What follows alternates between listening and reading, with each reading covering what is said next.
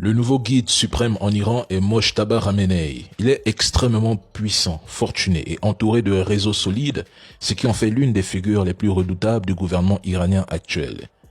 Il bénéficie du meilleur dispositif de sécurité du pays. Il a participé à la guerre Iran-Irak alors qu'il n'avait que 17 ou 18 ans, servant comme volontaire au sein des forces iraniennes, probablement dans un groupe paramilitaire lié aux gardiens de la Révolution.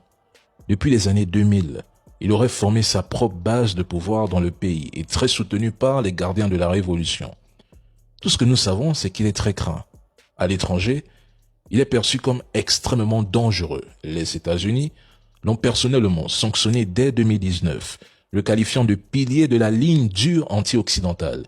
Il apparaît encore plus radical que son père sur le plan anti-américain et anti-entité. Éliminer Mojtaba Khamenei sera très difficile et probablement plus compliqué que pour son père. C'est un homme très discret. Il n'y a pas de localisation fiable publique depuis des jours. Il n'apparaît pas en public, pas de discours filmé récent. Il n'y a absolument rien sur lui. Mojtaba est passé en mode fantôme dans cette guerre d'agression. Je pense que son accession au pouvoir pourrait rendre toute négociation nucléaire ou autre encore plus difficile.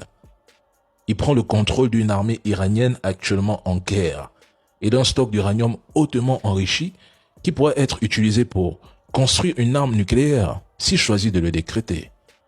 Il en a les pleins pouvoirs.